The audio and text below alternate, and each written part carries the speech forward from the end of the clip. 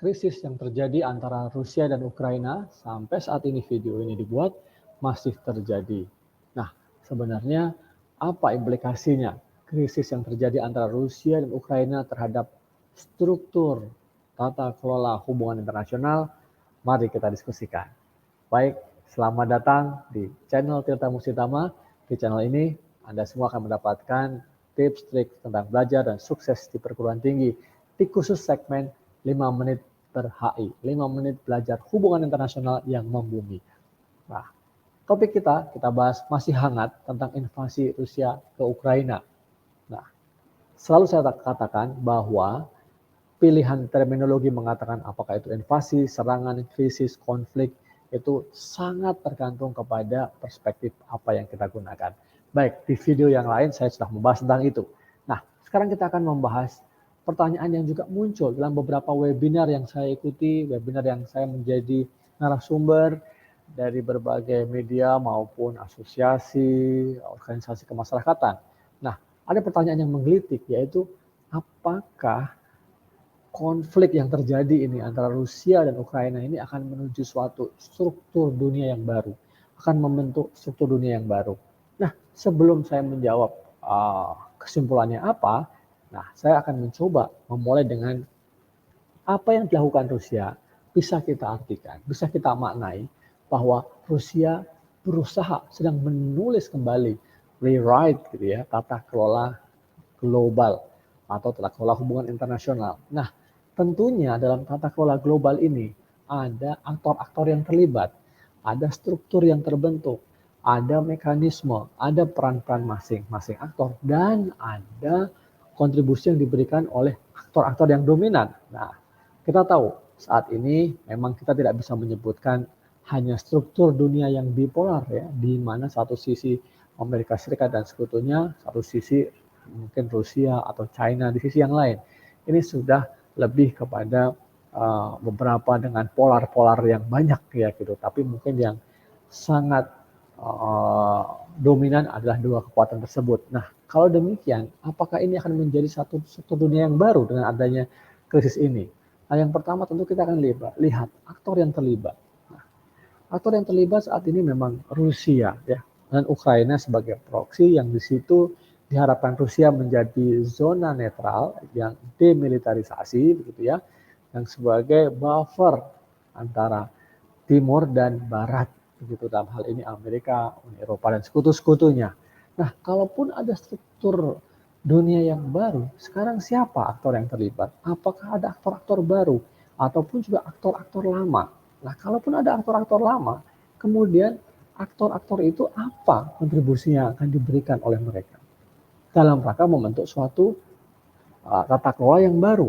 Dalam hal ini katakanlah, tadi di awal katakan bahwa Rusia berusaha untuk menulis kembali sejarah, dalam arti meningkatkan daya tawarnya dalam pergaulan internasional. Nah, mungkin di sini kita perlu tanyakan, apa yang Rusia akan berikan dengan adanya konflik ini? Apakah kemudian nanti Rusia akan bisa memberikan sesuatu yang lebih kepada negara-negara lain begitu ya, sehingga banyak yang ikut kepada Rusia atau bersimpati pada Rusia. Nah, ini misalnya bisa menjadi hal yang jadi pertimbangan.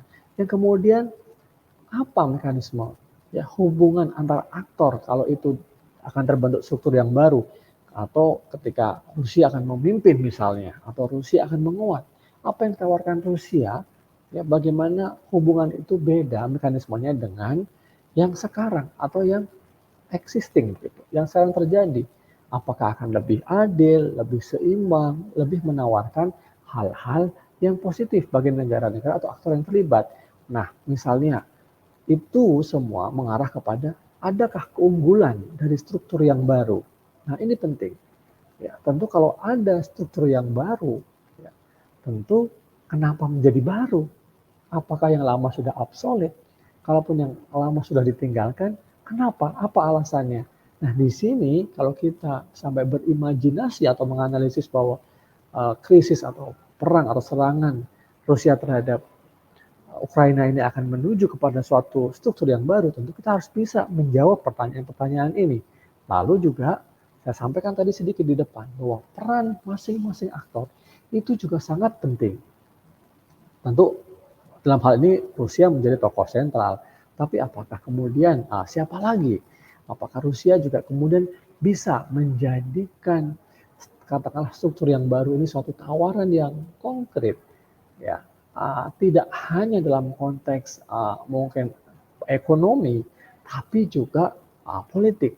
Di sini ada struktur yang baik, tata kelola yang baik biasanya didukung oleh kemampuan sang aktor utama menyediakan public goods, sesuatu yang dinikmati oleh sebagian besar warga dunia. Syukur-syukur itu dinikmati oleh seluruh warga dunia. Apa misalnya?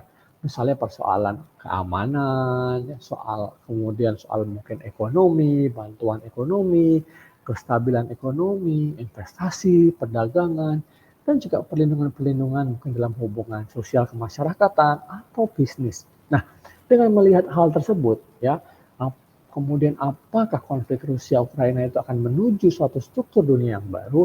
Tentu masih sangat awal kita untuk menyimpulkan. Mungkin pada titik ini adalah hal yang baik, hal yang menarik di kalangan akademik, mungkin kalian semua juga yang saat ini sedang mungkin mengambil skripsi kah, tesis kah, atau bahkan disertasi, untuk membahas ya implikasi itu terhadap hubungan internasional yang lebih luas. Salah satunya soal tata kelola.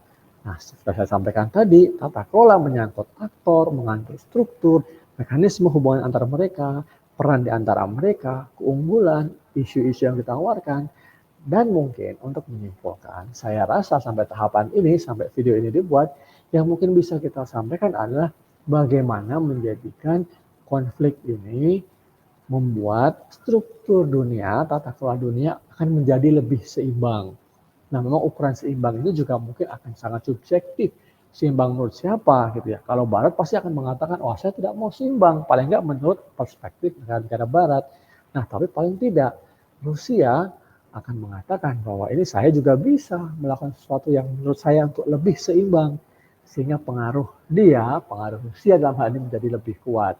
Nah, itu tadi yang bisa saya sampaikan, tentu masih akan menimbulkan banyak perdebatan tentang bagaimana ya implikasi dari kejadian yang saat ini terjadi antara Rusia Ukraina. Nah, semoga paparan ini menjadi trigger bagi kita semua untuk mengkritisi, untuk mencari ide-ide yang baik, yang baru tentang hubungan internasional. Nah, semoga bermanfaat. Jangan lupa subscribe, like, dan share. Sampai ketemu lagi di video-video saya selanjutnya.